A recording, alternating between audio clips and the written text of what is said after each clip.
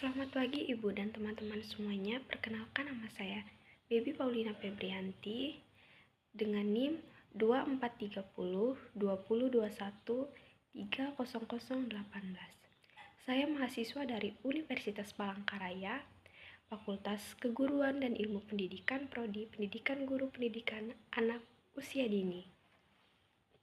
Di sini saya akan menjelaskan tugas mata kuliah pedagogik dari dosen pengampu Ibu Sophia Oktavia Balimulia, SPSI, MSI. Materi yang saya bawa adalah metode pembelajaran anak usia dini dengan topik bermain sambil belajar. Baik, pertama-tama saya akan menjelaskan dan membaca apa-apa saja dari isi PPT yang telah saya buat. Soal materi, metode pembelajaran dan prinsip pembelajaran anak usia dini. Yang kedua, ragam penelitian pembelajaran. Yang ketiga, tahap perkembangan anak usia dini. Keempat, kompetensi itu mengacu pada standar apa. Yang kelima, apa yang dimaksud dengan CP SKAP. Yang keenam, apa kepanjangan BSKAP. Yang ketujuh, apa kepanjangan STPPA anak usia dini. Dan yang kedelapan, apa saja perangkat penilaian AUD. Pembelajaran untuk anak usia dini atau bisa disebut PAUD berfokus pada pengembangan aspek-aspek penting seperti fisik, kognitif, sosial, emosional, dan bahasa. Untuk mencapai tujuan ini terdapat beberapa metode dan prinsip yang digunakan. Selanjutnya, untuk metode pembelajaran anak usia dini. Yang pertama ada bermain sambil belajar, yaitu yang dimana dengan artinya anak-anak usia dini belajar melalui bermain. Permainan yang terstruktur atau bebas membantu anak mengeksplorasi lingkungan, menyelesaikan masalah, dan memahami dunia di sekitarnya. Dan untuk yang bagian kedua, pembelajaran berbasis proyek, yaitu metode ini merupakan dan melibatkan anak dalam proyek-proyek kecil yang sesuai dengan minat mereka. Proyek ini dapat berupa kegiatan seni, eksplorasi sains, atau proyek kelompok yang mendorong kolaborasi dan pemecahan masalah. Dan untuk bagian yang ketiga, pembelajaran tematik. Pembelajaran tematik menghubungkan berbagai mata pelajaran dalam satu tema yang menyeluruh, misalnya tema binatang yang menggabungkan aktivitas bahasa, matematika, sains, dan seni. Bagian yang keempat, pendekatan sentra dan lingkaran. Metode ini membagi ruang kelas menjadi beberapa pusat aktivitas atau sentra, seperti sentra seni, bahasa, atau pembangunan. Setiap pusat memiliki aktivitas yang berbeda sesuai minat dan perkembangan anak. Dan untuk bagian yang kelima, starling atau bercerita. Bercerita adalah metode yang efektif untuk merangsang imajinasi, memperkaya kosakata, dan mengembangkan keterampilan mendengar pada anak-anak. Yang keenam, metode Montessori menekankan pada kemandirian anak dengan memberikan mereka kebebasan memilih kegiatan dalam lingkungan yang terstruktur, alat bantu belajar, dirancang untuk membantu anak memahami konsep abstrak dengan cara konkret. Lalu yang ketujuh, metode Reggio Emilia. Metode ini menekankan pembelajaran yang berbasis pada kolaborasi, komunikasi, dan eksplorasi kreatif. Guru bertindak sebagai fasilitator yang membantu anak mengekspresikan ide pemikiran mereka. Ragam penilaian pembelajaran. Ragam penilaian pembelajaran terdiri dari beberapa jenis diantaranya. Yang pertama, penilaian formatif. Penilaian yang dilakukan selama proses pembelajaran untuk mengetahui perkembangan dan memberi umpan balik pada siswa. Yang kedua, penilaian sumatif. Penilaian yang dilakukan setelah pembelajaran selesai untuk mengetahui pencapaian akhir siswa. Yang ketiga, penilaian diagnostik, penilaian yang dilakukan untuk mengetahui kelemahan atau kesulitan siswa sebelum pembelajaran dimulai. Keempat, penilaian otentik, penilaian berdasarkan tugas atau situasi dunia nyata yang relevan dengan materi yang dipelajari. Tahap perkembangan anak usia dini biasanya dibagi berdasarkan usia, yaitu yang pertama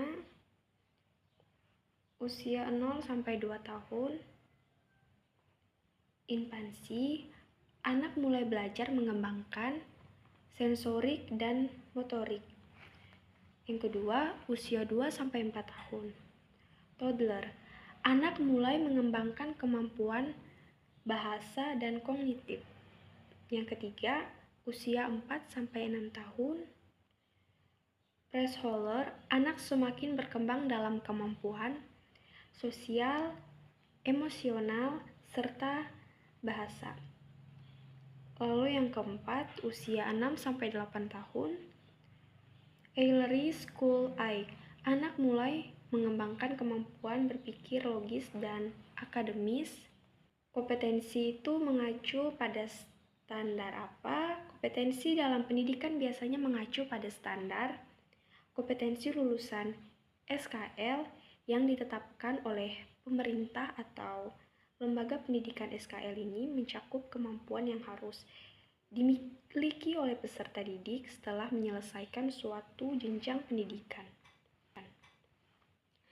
Apa itu yang dimaksud dengan CPSK? CP dalam konteks pembelajaran biasanya mengacu pada capaian pembelajaran, yaitu hasil yang diharapkan dari proses pembelajaran, sedangkan SKAP serangkaian kegiatan akhir pembelajaran, mengacu pada kegiatan atau tugas yang diberikan pada akhir pembelajaran untuk mengevaluasi pemahaman siswa terhadap materi. CPSKAP adalah tujuan dan hasil yang ingin dicapai melalui serangkaian kegiatan akhir pembelajaran yang dirancang. Lalu, kepanjangan dari STPPA dalam konteks anak usia dini dan mata kuliah pedagogik adalah standar tingkat pencapaian perkembangan anak. STPPA merupakan acuan dalam menilai perkembangan anak usia dini sesuai dengan aspek-aspek perkembangan yang diharapkan pada usia tertentu seperti kognitif, sosial, emosional, bahasa, motorik, dan lainnya. Apa kepanjangan BSKAP?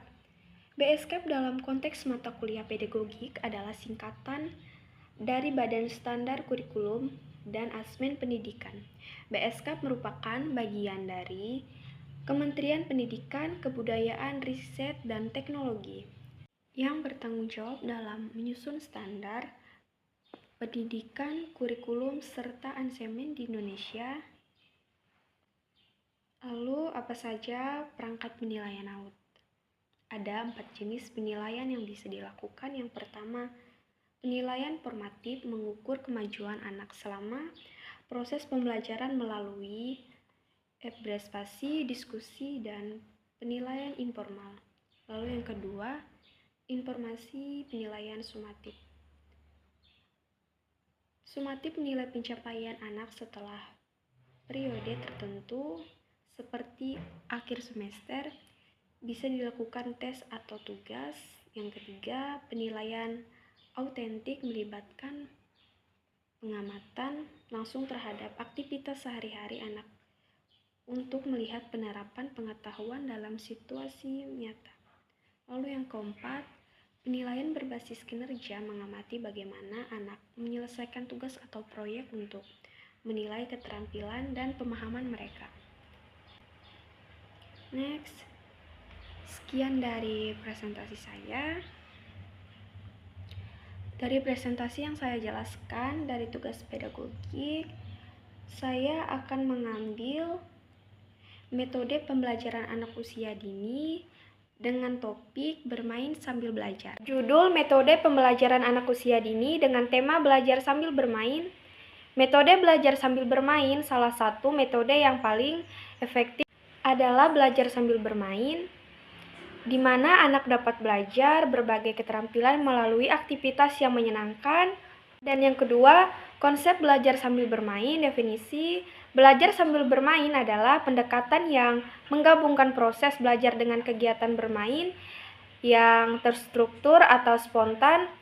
Anak belajar secara alami melalui pengalaman interaktif dan eksplorasi saat meningkatkan motivasi belajar, mendorong perkembangan keterampilan, motorik, kognitif, bahasa, dan sosial, mengembangkan kreativitas dan imajinasi, membangun keterampilan problem solving dan kerjasama. Dan yang ketiga, jenis-jenis aktivitas belajar sambil bermain, permainan edukatif, puzzle, dan permainan konstruksi, membantu mengembangkan keterampilan kognitif dan motorik halus anak, permainan peran, role play, anak bermain peran sebagai dokter, guru, atau peran lain yang membantu mengembangkan imajinasi dan keterampilan sosial.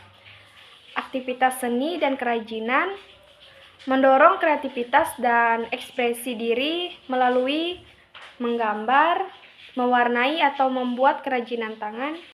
Permainan fisik dan olahraga, membantu perkembangan motorik kasar serta mengajarkan kerjasama dan kompetensi sehat. Bermain musik, membantu anak mengenali ritme, suara, dan memperkuat keterampilan mendengar serta koordinasi. Rencana pembelajaran. Kegiatan bermain harus dirancang dengan tujuan tertentu seperti mengenal warna, bentuk, angka, huruf, atau konsep-konsep dasar lainnya. Dan yang keempat, contoh kegiatan belajar sambil bermain. Bermain peran di pasar, contohnya seperti anak-anak belajar tentang uang, hitung-menghitung, serta keterampilan sosial dengan berpura-pura menjual dan membeli barang. Berpetualang di alam, mengajak anak-anak keluar kelas untuk mengeksplorasi alam, mengenal tanaman, hewan, dan lingkungan sekitar. Kegiatan menghitung dengan permainan lempar bola. Anak-anak melempar bola ke keranjang dengan angka dan diminta menghitung berapa bola yang berhasil dimasukkan. Sekian, terima kasih.